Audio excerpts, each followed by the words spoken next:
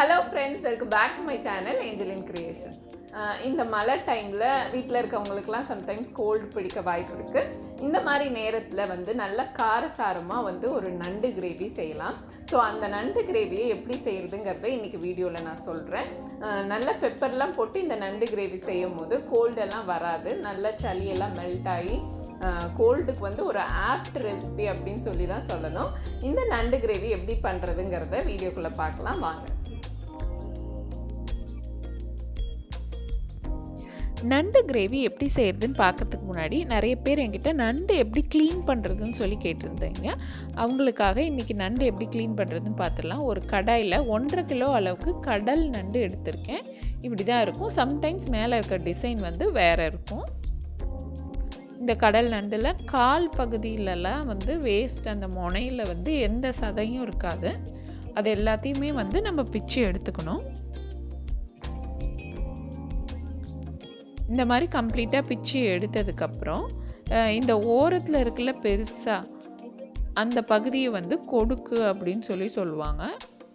இந்த கொடுக்கு பகுதி நம்ம பிச்சு எடுத்துட்டா நமக்கு சமைக்கிறதுக்கு ஈஸியாக இருக்கும். அதாவது கடாயில் போட்டு கிண்டுறதுக்கு ஈஸியாக இருக்கும். இந்த கொடுக்கு பகுதியை நான் பிச்சு எடுத்துடுறேன். இதோட அடியில் பார்த்திங்கன்னா முள் மாதிரி குத்துற மாதிரி இருக்கும். ஸோ அதை நல்லா திருப்பி பிடிச்சிக்கிட்டு கையை குத்திக்காமல் அப்படியே பிடிச்சி இழுத்துட்டிங்கன்னா கொடுக்கு பிஞ்சு வந்துடும்.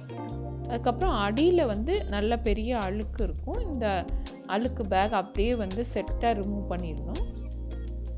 ரிமூவ் பண்ணிவிட்டு ஒரு பக்கம் இந்த ஓடுக்கு மேலே ஒரு பக்கம் கை வச்சு அழுத்தி ப்ரெஷர் கொடுத்திங்கன்னா அப்படியே புல் பண்ணிட்டிங்கன்னா அந்த ஓடு அப்படியே நம்ம இழுத்து எடுத்துருவோம். எடுத்ததுக்கப்புறம் இந்த லங்ஸு இதெல்லாம் அழுக்கு தான், இது வேஸ்ட்டு தான். இது எல்லாத்தையுமே நம்ம ரிமூவ் பண்ணி எடுத்துடுவோம். அந்த ஓடுக்குள்ளே இருக்க சதையை மட்டும்தான் நம்ம சாப்பிட போகிறோம். இந்த லங்ஸ் எல்லாம் நல்லா இருக்காது சாப்பிட்றதுக்கு. கம்ப்ளீட்டாக ரிமூவ் பண்ணிவிட்டு அதுக்கப்புறம் ரன்னிங் டேப் வாட்டரில் போட்டு அலசுறேன். ஏன்னு பார்த்தீங்கன்னா அந்த கீழே பகுதியிலலாம் மண் இருக்கும் நிறையா.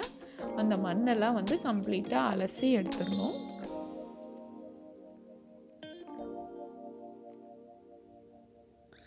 நீங்கள் நண்டு எப்போவுமே வாங்க போகும்போது அமாவாசைக்கு அப்புறம் போங்க. அப்போ நல்ல சதையான நண்டாக உங்களுக்கு கிடைக்கும். ஏன்னா அப்போ தான் அமாவாசையில் அந்த நண்டுங்க இரை தேடுறதுக்காக மேலே வரும். மேலே நல்லா ஃபுல்லாக சாப்பிட்டு நல்ல சதையாக வெயிட்டாக இருக்கும். அந்த மாதிரி கனமான நண்டாக நீங்கள் வாங்கி சமைச்சிங்கன்னா உள்ளே நல்ல சதை இருக்கும், சாப்பிட்றதுக்கும் நல்ல டேஸ்ட்டாக இருக்கும். இந்த மாதிரி ஒவ்வொரு நண்டையும் நம்ம ஓடு, இந்த கொடுக்கு இது எல்லாமே பிச்சு நல்லா க்ளீன் பண்ணிடணும். நான் இப்போ இது எல்லாமே பிச்சிட்டதுக்கப்புறம் இந்த கடாயில் ஃபுல்லாக தண்ணி பிடிச்சிப்பேன்.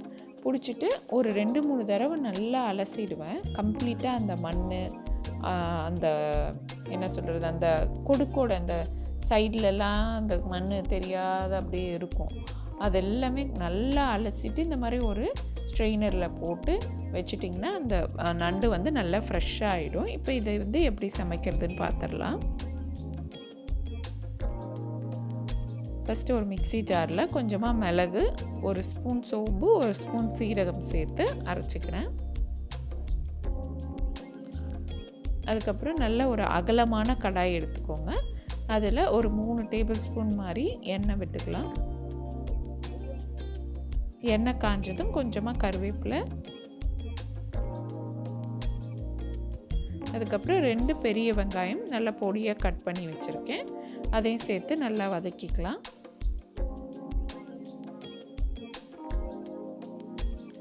வெங்காயம் லைட்டாக வதங்கினதுக்கப்புறம் 2 ஸ்பூன் இஞ்சி பூண்டு பேஸ்ட் சேர்த்துக்கிறேன். இஞ்சி பூண்டு பேஸ்ட் இல்லைன்னா பூண்டையும் இஞ்சியும் நல்லா பொடியாக கட் பண்ணி போட்டுக்கலாம். இப்போ 1/2 டீஸ்பூன் மஞ்சத்தூள், 2 ஸ்பூன் குழம்பு மிளகாய் தூள் சேர்க்குறேன். 2 தக்காளி, அதையும் நல்லா பொடியாக கட் பண்ணி வச்சுருக்கேன். அப்புறம் 1/2 டீஸ்பூன் உப்பு சேர்த்துக்கிறேன். இந்த மசாலாவுக்கு தேவையான அளவு மட்டும் உப்பு இப்போ சேர்த்துருக்கேன். அதுக்கப்புறம் 1 ஸ்பூன் அளவுக்கு நம்ம அரைச்ச அந்த மிளகுத்தூள் சேர்த்துட்டு இந்த மசாலாலாம் நல்லா ராஸ்மெல் போகிற வரைக்கும் நல்லா வதக்கிக்கலாம்.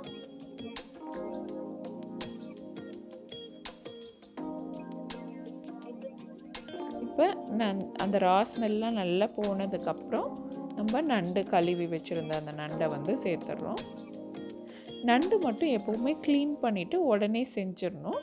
ரொம்ப நேரம் க்ளீன் பண்ணி வச்சிடக்கூடாது, அது ஒரு மாதிரி ஸ்மெல் வந்துடும்.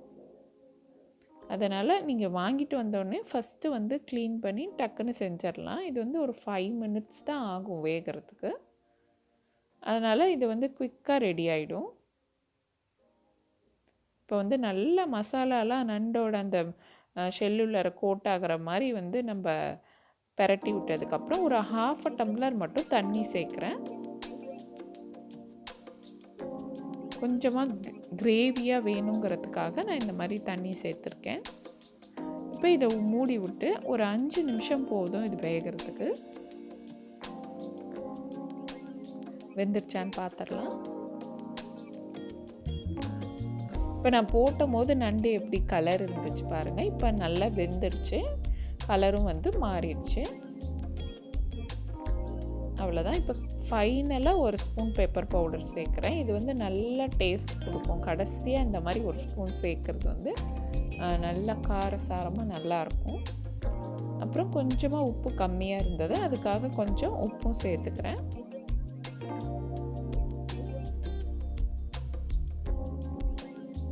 அவ்வளோதான். கொஞ்சம் கொத்தமல்லி தழை தூவிக்கலாம். உங்களுக்கு ட்ரையாக வேணும் அப்படின்னா இப்படியே கொஞ்சம் அடுப்பில் விட்டு கிண்டி நல்லா ட்ரை பண்ணி சாப்பிட்லாம். இந்த கிரேவிலே நண்டு கிரேவிலே பிசைஞ்சு சாப்பிட்ணுன்னா இந்த அளவுக்கு செமி கிரேவியாக இருந்தால் தான் கரெக்டாக இருக்கும். ரொம்பவே ஈஸியான நண்டு கிரேவி ரெடி ஆயிடுச்சு. என்ன ஃப்ரெண்ட்ஸ், ஒரு சூப்பரான நண்டு கிரேவி எப்படி செய்கிறதுன்னு பார்த்தோம். நண்டு க்ளீன் பண்ணுறதெல்லாம் எப்படின்னு நான் கிளியராக இன்ஸ்ட்ரக்ஷன்ஸ் கொடுத்துருக்கேன். ஸோ இதை ஃபாலோ பண்ணி சூப்பராக நீங்கள் நண்டு கிரேவி வச்சு அதை அழகாக ஒரு ஃபோட்டோ எடுத்து என்னோடய இன்ஸ்டாகிராம் பேஜில் ஷேர் பண்ணுங்கள். இந்த வீடியோ உங்களுக்கு பிடிச்சதுன்னா லைக் பண்ணுங்கள், கமெண்ட் பண்ணுங்கள், ஷேர் பண்ணுங்கள். மறக்காமல் ஏஞ்சலின் கிரியேஷன்ஸ் சேனலுக்கு சப்ஸ்கிரைப் பண்ணுங்கள். தேங்க்ஸ் ஃபார் வாட்சிங்.